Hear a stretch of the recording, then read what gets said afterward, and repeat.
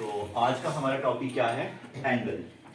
ठीक है, आज हम किसके बारे में समझने जा रहे हैं? एंगल के बारे में समझ जा रहे हैं कि एंगल होता क्या है।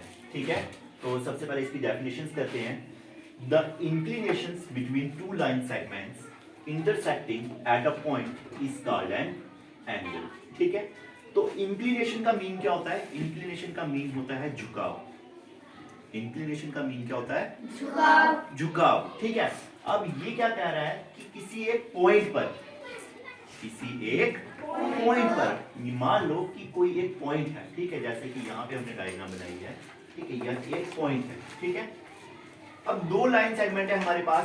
एक लाइन सेगमेंट है पी क्यू और एक लाइन सेगमेंट है हमारे पास। ठीक है, ये किस पॉइंट पर आकर मीट हो रही है? ये दोनों पॉइंट क्यू। ये दोनों लाइन सेगमेंट कहां पर आके मीट हो रही हैं?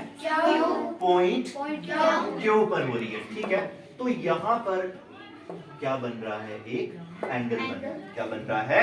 एंगल। ठीक है, इसको हिंदी में मैं आपको एक्सप्लेन कर लेता हूं। एक बिंदु पर, बिंदु क्या हो गया? हाँ, पॉइंट।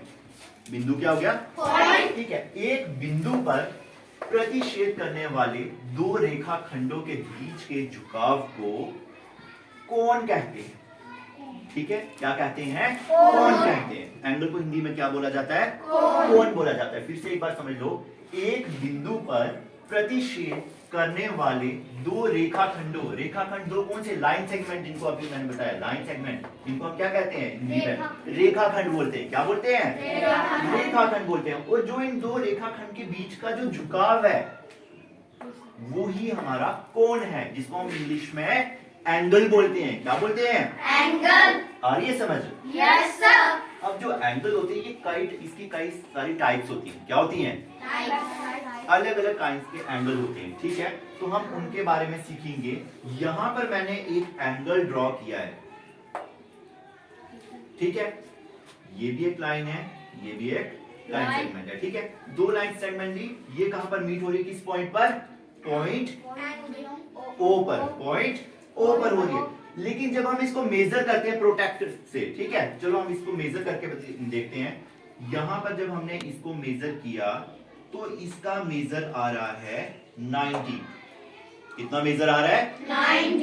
90 डिग्री आ रहा है। ठीक है, तो 90 डिग्री किसी भी एंगल, ऐसा कोई भी एंगल जिसका मेजर 90 डिग्री होता है उसको हम राइट एंगल कहते हैं। क्या कहते हैं? Right angle. उसको हम क्या कहते हैं? Right angle. क्या हो, कितना मेजर होता है इसका? 90 डिग्री होता है। कितना होता है? 90 डिग्री। एक और एंगल है, आगे मेरे पास एक और एंगल है। ठीक है, इसका मेजर करते हैं हम। जब हम इसका मेजर कर रहे हैं तो ये हमारा था 90 यहां पे, है ना? 90 तो ये वाली लाइन ड्रॉ कर रही थी ना 90, लेकिन ये 90 से बहुत कम है। ये 90 से बहुत कम है। ठीक है, तो यानी कि ऐसा एंगल जिसका मेजर 90 से क्या होता है? कम होता है। क्या होता है? ऐसा एंगल जिसका मेजर 90 से कम होता है उसको हम एक्यूट एंगल कहते हैं। क्या कहते हैं? समझ आ रही है मेरी बात? Yes sir. थर्ड एक और एंगल है। इसको जब हम मेजर करेंगे तो हम मेजर करके हमें सामने यहाँ पे पता लग रहा है कि 90 डिग्री, फिर यहाँ पे था, यानी कि ये लाइन थी 90 डिग्री वाली, है ना? लेकिन ये 90 से ज्यादा है, ये 90 से ज्यादा। तो ऐसे एंगल जिसका मेजर 90 डिग्री से ज्यादा होता है, ठीक है, लेकिन 180 से कम होता है। दो कंडीशन है, 90 डिग्री से ज्यादा लेकिन 180 से कम। ऐसे एंगल को हम ऑब्ट्यूज कहते हैं। क्या कहते हैं? Obtuse angle. ऑब्ट्यूज एंगल कहते हैं। ठीक है, फिर एक और एंगल आता है हमारा। ठीक है, यहां पर क्या है? ये एक पॉइंट है। ठीक है, यहां से एक लाइन सेगमेंट यहां पे आ गई, यहां से एक यहां पे आ गई, तो ये एक लाइन पर बन रहा है। कहां पे बन रहा है? लाइन।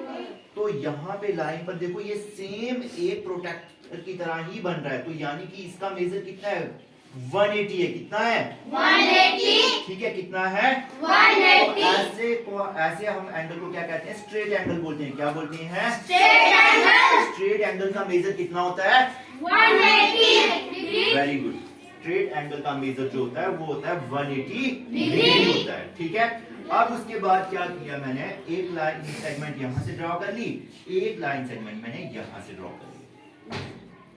ठीक है, ध्यान से समझना, एक लाइन सेगमेंट यहां से ड्रॉ कर ली, एक लाइन सेगमेंट यहां से ड्रॉ करी।